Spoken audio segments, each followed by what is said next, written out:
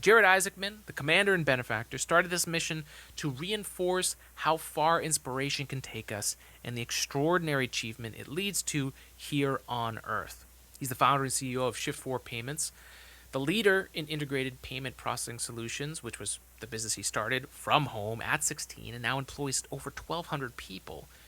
Isaacman is a trained pilot rated to fly commercial and military aircraft with several world records, including 2 speed-around-the-world flights in 2008 and 2009 that raised money and awareness for the Make-A-Wish Foundation. And he's flown in over 100 air shows as part of the Black Diamond Jet team, dedicating every performance to charitable causes.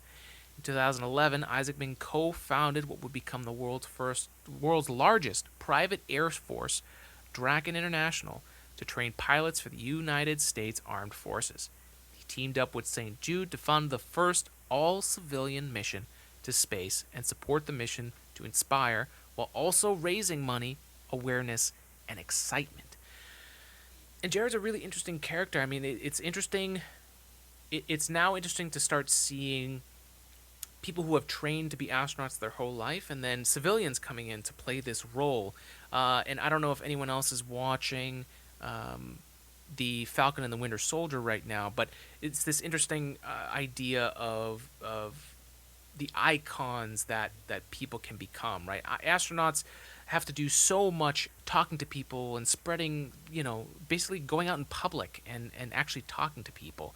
I think there's kind of like this cadence that they have to do. I think politics of the past used to have that as well, where there was a certain way of talking, and this was how we spoke about things, and it was something that you just came about. And Captain America, as a fictional character, totally encapsulates that kind of idea, right? It's not about going out there and fighting the bad guys. It's also about going to the places where people are, talking to them, and making people feel good, right? And spreading this word that you're trying to spread. And I'm not saying that these folks that are in this Inspiration4 didn't do that. I just noticed that there was a difference in that. And that's not a bad thing per se, but it's something to think about as we move further with these all-civilian missions. What are they going to look like? How different are they going to be? And is that something that I think the space community is going to get behind, or are they going to have issues with? We will see. I think the fact that people are going into space, I think that's ultimately what's going to be the factor here, and that people won't have an issue with it. But of course, in today's world, who knows? But let's talk more about this. My first thought on Jared is that he really is the perfect person for a mission like this. And I mean, his experience being someone who's not only flown missions, but he's more than, what's the word I'm looking for? He's more than competent at his role as the commander of this mission and being able to pilot this mission. So I think he's an incredible anomaly, not only in that, but in having the ability to do these kinds of things and raise money. He's done this so many times in his past about raising money for charitable causes. When this first came out, I just thought it was amazing. And of course, what they wanted to do is they wanted to fill these other 3 seats. So Jared would pay for the mission and then fill those other 3 seats and have a competition where people would use his service to start a business and raise money, and people applied. So many people applied for it. It was really cool to see the excitement online of people trying to get in and trying to be a part of each of these seats that had to be filled, right? And each one kind of had their own mix of what it was based on the name. And those 3 seats were hope, generosity, and prosperity. And now we can talk about all 3 of these people who were selected and actually talk about their background and why they really do fit these individual seats. So in the hope seat, we have Haley Arsenault, a child osteosarcoma cancer survivor and a St. Jude's Research Hospital patient. She obtained her physician assistant PA degree in 2016 and now works at St. Jude, the very place that saved her life, as a PA with leukemia and lymphoma patients. I mean, that doesn't get any more inspirational than that. The Hope Chair going to her makes complete sense, and it's super exciting to see her fly. And I think, if I'm not mistaken, she is the youngest individual to go into space. So that's fascinating. Next up in the generosity seat, we have Chris Sembrowski, a curious stargazer, model rocket launcher, and STEM educated and advocator for open access to space, which has allowed companies like SpaceX to thrive. He's an Air Force veteran with a BS in professional aeronautics from the Embry-Riddle Aeronautical University, and he currently works in the aerospace industry, trying to make everything he works on better and more efficient. Chris was there because he made a generous donation that was part of his conditions for that seat, and it was really interesting just hearing him talk. I mean, I've worked with a guy like Chris before. I mean, he's working in the aerospace industry. It's really cool to see that type of a person being able to have this opportunity to go into space. I think the long road of becoming an astronaut really gives a lot of those people that we see today as astronauts this kind of similarity in their backgrounds, even though their life backgrounds are so different and diverse. Now we get to see people whose paths to getting to space are slightly different. And this is where, I get kind of obsessed with this idea of how is this new commercial or all civilian lineup of people going to space going to happen. But very interesting. I really like the pick for the generosity seat. And last, but definitely not least, is the prosperity seat, which was chosen as Dr. Cyan Proctor, an analog astronaut, geoscientist, explorer, and science communication specialist with a lifelong passion for space exploration. I started following her not that long ago after following some other analog astronauts who pointed me in her direction. And she's an artist. She's a scientist. I mean, I look up to her for science communication. What she's doing with her work is amazing. And her motto is space to inspire. And she encourages people to use their unique one-of-a-kind strengths and passion to inspire others.